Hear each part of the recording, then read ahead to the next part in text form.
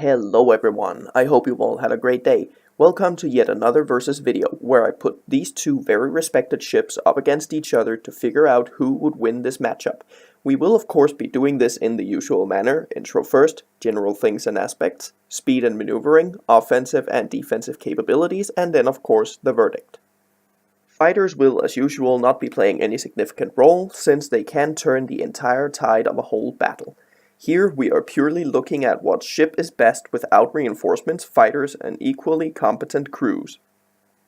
Remember, this is all based upon how I see the lore and how I interpret the lore, as well as how I think a battle between these two respectful ships would turn out.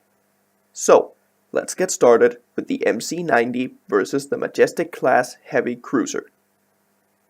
The MC90 class star cruiser was the first true warship made by the Mon Calamari from the ground up, with only one purpose in mind: warfare. Unlike its predecessors, like the MC80 Home 1, MC80 Liberty types of ships, who were originally built as either civilian luxury cruise ships and or deep space exploration, this ship was a true warship through and through. Although the Mon Calamari actually did have ships that were very capable in fighting ships, none of them could really match up to the Imperial Class II Star Destroyers, something that in the end wasn't gonna cut it. Although 4 years earlier the MC80B cruiser had come out, which was much sturdier and much more heavily armed, armored, and shielded, even it had severe trouble handling the full firepower of an Imperial Class II Star Destroyer. So, a new ship was needed. A ship that had less focus on defense and more focus on firepower that could single-handedly take down a Imperial Class II Star Destroyer. Through that, the MC90 was born. Sometime around 10 ABY, the New Republic started to put some more heavy emphasis on firepower and general warfare, as it wasn't only the Imperial Remnant that was a threat, but also other factions. And now with the Emperor and Vader dead, there wasn't really anyone who had control over the other rogue factions, and so they were starting to roam free over the galaxy. The New Republic needed something new, and they needed a program where it would be much cheaper for them to mass-produce powerful warships to counter the threats, along with still having to deal with the Superstar Destroyers, and most notably the Executor class, that were still in the hands of the Imperial Remnant, and who were still massive threats even to the best ships of the New Republic. That is where the New Class Fleet Modernization Program came in. It was a program that introduced 8 new ships that should all be fairly easy to build and maintain while keeping costs down, because it wouldn't have to be a unique ship every time like the Mon Calamari preferred. Through this new program, the Majestic class heavy cruiser came to be. Now, let's take a good look at the general things and aspects of these two amazing ships. The MC90 came out of the Mon Calamari shipyards in 9 ABY. The ultimate pinnacle of Mon Calamari engineering at the time, this ship was a bristling weapons platform that put all the previous MC80 ships to shame, even the MC80B. This ship was 1,250 meters long, and like the MC80 Home 1 type, carried a Class 1 hyperdrive and a Class 9 for backup. This ship didn't cause the same headache for New Republic and formerly Rebel Alliance technicians as the MC80 models did, in that this ship was far more modular and streamlined, where the design was pretty much standardized, however to great concern for the Mon Calamari, as they wanted to make things unique every time. However, this was also a reason for why the costs of the MC90 were kept at a lower level than it would have been otherwise compared to the MC80s, because parts did not have to be specifically made for this ship only. This ship, unlike the previous Mon Calamari models, were actually designed with human crews and other species crews in mind, however the reluctant Mon Calamari were, along with the standardization made above. It had a crew of 5,860, where 605 of them were gunners.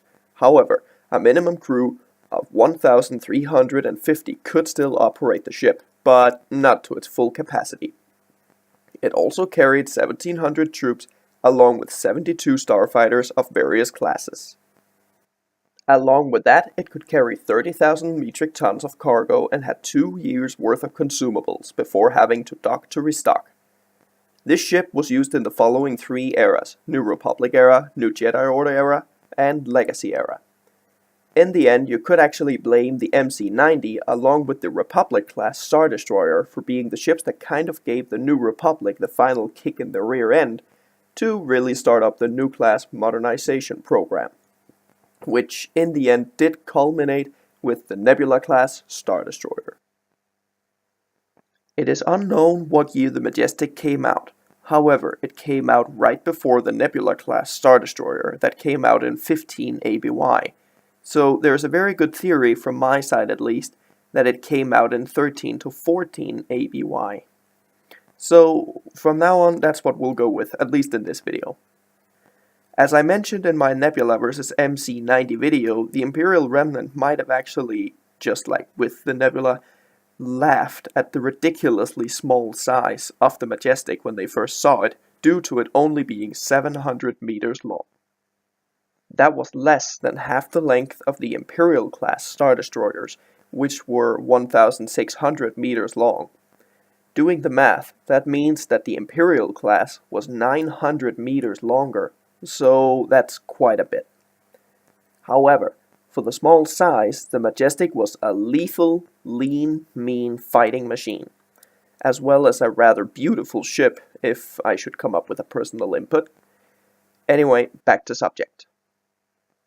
The Majestic had a crew of a whopping 4,050 personnel of all species, which included 132 gunners. However, the ship could still function with a minimal crew of 1,350.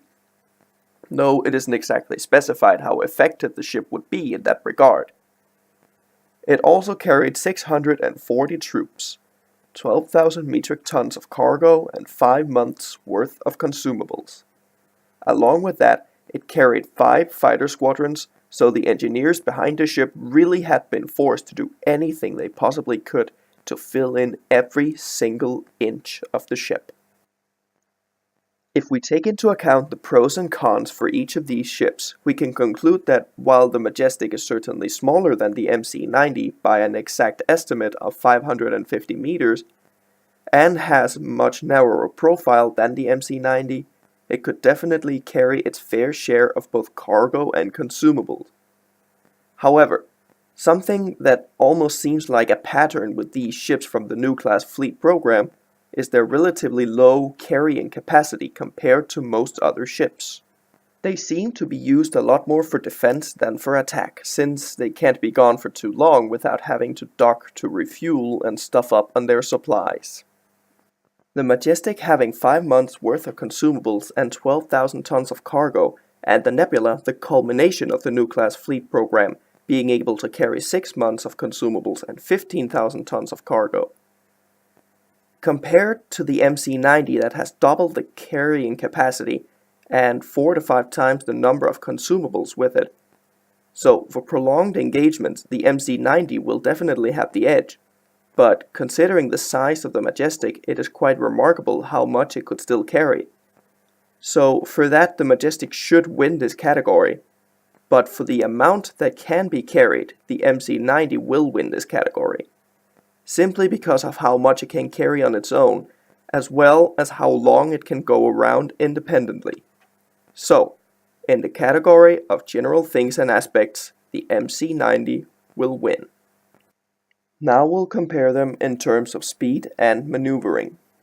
The MC90 was a Mon-Calamar engineering through and through, and even though it was more powerful than any other MC ships of the time, at the time I'd even say the most powerful warship the New Republic had, then it also needed that power. The vast majority of that power went to its weapons. However, some of it inevitably had to go towards its propulsion system. And here we are quite literally at an impasse. However, we can make guesses, though let it be said already now that these words are not 100% certain, but due to the knowledge that we have about the earlier Mon-Calamar ships of around the same size, I think it is safe to say that the MC90 could travel with about 950 kilometers per hour in atmosphere and 2700 G per maximum acceleration. But again, this is only due to the knowledge that we have of the previous Mon Calamari ships of the MC80 line, like the Home 1, Liberty, and Wingless types, to name a few. So, if you're uncertain of my statements here, however, go watch one of my other 2 versus videos where the Home 1 is included, and then come back to this video. However, this is the best bet that we currently have, so that's what we'll stick to. The maneuverability of the MC90 I'd also compare to that of the previous MC80 models, which were in no way bad by any means. The Majestic, on the other hand, was as previously mentioned smaller and much lighter than the MC90, and so, with the new class fleet modernization program, this ship could potentially reach speeds higher than those of the MC90. Since it also carried a class 1 hyperdrive and was much smaller than the MC90, plus the addition of being newer and probably more modern on both hardware and software, I have a feeling that it would be able to get a little more power out of its engine thrusters. Again, this is purely speculation on my part, as it was with the MC90, so bear with me. But if we take all of this into account, I do have a feeling that the Majestic would just about and around be equal in speed to that of a Venator-class Star Destroyer. Now, if you want to know how fast the Venator was, you can go watch my Providence vs Venator class video. Now, with that in mind, the Majestic I think could just about reach the 28 to 3000 G benchmark at maximum acceleration, and about 1000 kilometers per hour in atmosphere. Again, let it be known though, that some of this is pure speculation, but we can make educated guesses. And that's why I'm here. Also, if someone corrects you, you can refer them to me and I'll have to take the hits for you, so you're safe. In either case, the Majestic was much smaller than the MC90 and I'd say slightly faster as well as a bit more maneuverable. The extent of how maneuverable it was is questionable, but considering everything that we've been talking about prior, I think it is safe to say that the Majestic was very fast, very maneuverable, and directly lethal. So, putting a finger on what ship is better in this category isn't exactly easy. They're just about equally as fast, with the Majestic maybe just ever so slightly edging out in speed over the MC90. However, I think it is safe to say that the Majestic is also more maneuverable simply due to the fact that it's so much smaller. The engine, while not as big as those on the MC90, doesn't have to push that much weight forward either. And while I know that there is no gravity in space, then there is still something that we must consider, which is that a ship still has its mass and weight, and so, regardless of that, it still takes so much power for the engines to push the ship forward. And then again, when we're trying to apply logic in Star Wars, then we're usually getting onto a whole other discussion that we shouldn't even ever start, because, well, it'll never be finished. Almost like Star Wars versus Star Trek. Just don't. Star Wars is science fantasy, so that's just what we'll deal with. Now, back on track. Although it is hard to say which ship is actually more maneuverable due to how little info we actually have on the Majestic, then with the small size we should be able to bet on the Majestic without being totally wrong. What we should also mention is the fact that while it was about 25 to 15 kilometers faster in atmosphere, and while I'm fully aware that this doesn't really have a major impact, it still gives a few plus points to the Majestic. So, in speed and maneuvering, I'll award the Majestic the victory. Now on to their offensive and defensive capabilities, and let's take a look at just how much power is behind the MC90 Monster and the Majestic Needle. As mentioned earlier, the MC90 was a ship built for war. It was built for taking on whatever the Imperials had to throw at the now New Republic, and so it needed a serious arsenal of weapons. The MC90 did not disappoint. It was equipped with 75 turbo laser batteries and 30 ion cannon batteries, along with 6 proton torpedo launchers that had 16 missiles in each tube and 8 tractor beam projectors. Also, what was typical for Mon Calamari ships were their incredible shielding with layer upon layer. Nothing should be able to get through, although surprisingly, with the MC90, the New Republic had put more focus on offense than defense, compared to previous models of the MC80 classes. Especially in regards to the MC80B, which was estimated to have almost twice the shielding capacity of the MC90. But again, the MC90 would make up for this with its still very powerful and capable shields, as well as vastly outgunning the MC80B in every respect. This was the first ship that the New Republic had that even directly outgunned the Imperial Star Destroyers. Although it did have fewer ion cannon batteries than the Imperial Star Destroyers, the Imperial Star Destroyers barely had shields that were noteworthy of a mention. People claim that they were strong, but in all reality, compared to the Mon Calamari shields, they completely paled. And so, the 75 turbo laser batteries really came into play here. Finally, the New Republic had something that, even in a one-on-one, could go toe-to-toe, defeat and even destroy an Imperial-class Star Destroyer. Even an Imperial-class 2 Star Destroyer came out short on this end. The Majestic was not by any means weak. It also had amazing weaponry, although obviously not as much as the MC90, however, it did have very precise weapons. In my view, I see this ship as the pride and joy of the New Republic fleet and the New Class fleet program, because it's so much cheaper than the Nebula class, and most likely cheaper than the MC90 also. And still, this thing could go up against an Imperial Class 2 Star Destroyer with its 30 heavy turbo lasers, 20 lasers, 20 ion cannons, 8 concussion missile launchers and 4 tractor beam projectors, and 20 plus anti-missile octets, whatever that is. However, I do have a feeling that it is meant for countering missiles. One of the strengths of the Majestic class heavy cruiser was its incredible long-range capability. Its long-range capabilities were such that since it didn't have as many weapons as neither a Imperial class or MC90, its long-range capabilities could strike with the same amount of power and magnitude at long range as a Imperial class could at close to medium range. Also, again, it may be worth it to mention how small the Majestic is, which really plays a major role as well, because not only does it make it a lot more lethal with its long-range weapons, but it's also incredibly difficult to hit, especially at a longer distance, which was the preferred fighting distance for the Majestic. This is why that, just like against the MC90, a Imperial class, even a Imperial class 2, draws the short straw. Adding to this, we all know that a Imperial class Star Destroyer is by no means weak armor-wise, and the Majestic had the same hull strength and same power behind its shields as a Imperial class 2 Star Destroyer. While I know that in an Imperial class Star Destroyer the shield especially doesn't amount to much, then remember that this same shield power has to cover a much larger vessel, meaning that the layer and power of the shield all the way around will be much weaker than on the Majestic. I'll try to put it into as much logic as I can.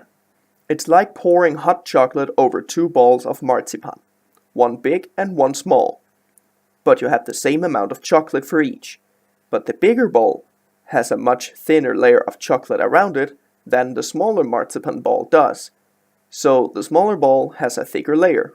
Making sense? Good. Also, it was between Christmas and New Year by the time I made this video and it came out, so that's why I used this particular example. You're welcome for me making you hungry for sweets. Anyway, as you can guess, the Majestic is a small target with a lethal payload in all respects that must not in any way be underestimated. Doing so, however, will definitely result in getting a massive punch to the gut. This whole thing speaks volumes about just how good the targeting systems and computers are in this ship. So let me first start out with saying ouch. This one is gonna hurt. It's gonna hurt a lot, because these two are so incredibly closely matched, and both are some of the real nasty critters with big and heavy guns that will definitely blast open any form of steel door or armor. Which would be rather epic to see, but anyway, let's leave that for later. Now, I think it is safe to say that the Majestic, or Pride and Joy of the New Republic as I like to call it, has slightly better range than the MC90. The MC90 wasn't only meant to strike an enemy from afar, but equally so to go all the way up and taking a direct punch or two to the chin and give them back. And while the Majestic was fully capable of doing that same thing to an extent, it was however not its specialty. However, the MC90 could more so than the Majestic dish out a lot more firepower, when it really came down to straight up front confrontation with the Star Destroyers. Then again, the MC90 was a much bigger target than the Majestic, so it was much easier to hit. But it still has superior armor and shielding capability over the Majestic, so in that regard, the MC90 does win this category. The Majestic has its much smaller size and better range and therefore precision on its side, but compared to the pros and cons of the MC90, they don't quite stack up. But let me stress that this is only a very, very slight edge for the MC90. So with that in mind, the MC90 wins this category of offensive and defensive capabilities. And now, time for the verdict. Where do we start with this one? One of these ships inevitably has to win the battle, but which one? That's a tough one. Now, I think we should set up this battle in a what-if scenario, as we always do, and at that, I think we should say that a New Republic officer and his crew has deserted the New Republic, and so they've started to wreak havoc on a few trade stations and such. And since they're using the Majestic class heavy cruiser and the Nebula Star Destroyer hasn't come out yet, then the best ship that the New Republic can send is the MC90 Star Cruiser. The two ships manage to track each other, and they both jump out of hyperspace over the full ocean planet of Maneuverability. Both ships have empty hangars, and while they're in orbit of Maneuverability, they're far enough away so that they will not be severely affected by the gravity pulls of the planet.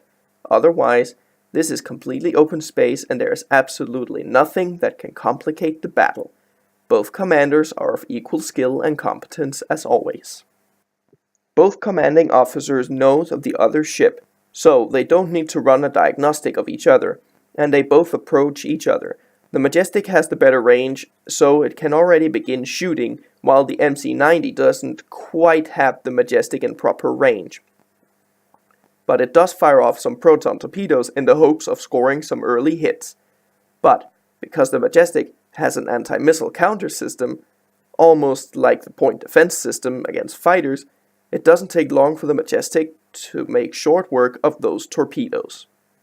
That, added with its superior targeting system, and the Majestic does score a few hits on the MC90's shields. However, the shields are of monocolumnar design and there isn't really much that the MC90 can't handle. I doubt it even tickles. However, the Majestic has slowly stopped and is now slowly trying to reverse. The commanding officer of the Majestic knows that if the MC90 can take the full punishment and give it back, then he sure will. So he will try to maximize the distance between his ship and the MC90 while still keeping up the firing, and the closer the MC90 gets, the more the Majestic can score hits on it. The MC90, on the other hand, diverts most of its energy to hold its shields, taking that power from its own weapons. So, while the energy has to be transferred back to the weapons eventually, this does mean that it can close the distance between it and the Majestic, and still keep its shields up. The MC90 takes a few hits here and there, and while the shields can be seen to be slightly strained from the constant bombardment from the Majestic, the MC90 is built to go on full, close-range broadsides with Imperial II class Star Destroyers, and even win such a battle. So it can no doubt take the hits that it's getting, but since the MC90 now has come so close that it can fire all its weapons, the less power goes to the shields. But the MC90 now does bring its full firepower to bear, just like the Majestic does. There is a short pause where both commanding officers take a good look at the other ships and sees the status of shields and weapons and each other, before both ships fire all that they can at each other once again. The Majestic is trying to go backwards, while the MC90 has the power to its engines reduced so it can keep its shields up, but with all of its weapons firing at the Majestic, its shields are slowly decreasing. But not all of its firepower hits the Majestic because the Majestic is so small, but the Majestic doesn't miss a single hit. Now, since the MC90 does have more power and superior firepower, it does manage to take down the shields on the Majestic before the Majestic takes its shields down. And the Majestic is shooting specifically at weapons emplacements on the MC90, while the MC90 is mainly slugging it out. And while the MC90 is very accurate, still it is not as accurate as the Majestic, and so it does also destroy many of the weapons on the Majestic. However, it has more of its own weapons taken out. Since the MC90 can take much more hull punishment, however, its guns are also much better protected, and the Majestic is starting to draw the shorter straw from the constant bombardment coming from the MC90. So, in the end, the Majestic can't hold up, while the MC90 has a lot of holes in the hull and is almost a battered wreck that is still flying, but it can manage to make it to Maneuverability on its own to get some basic repairs. So, with a final volley, the MC90 shoots everything it still has after having about 40% of its weapons destroyed, and it penetrates the Majestic completely and blows it up. With that, the MC90 has won this battle. It is a battered bruiser, it is broken, and it can only be, as mentioned, make it to Maneuverability for repairs, but it is still flying. Phew, that was a nasty one. However, that was just how I saw this battle. Could it go differently? Yes. Could the Majestic have won this battle? Potentially, yes. Please let me know what you all thought about this video, everyone, and make sure to hit that like and subscribe button. I'm definitely gonna make more of these versus videos, and I'm hoping to make quite a few more sooner or later. With that said, I would like to thank you all for watching, and may the Force be with you. Always.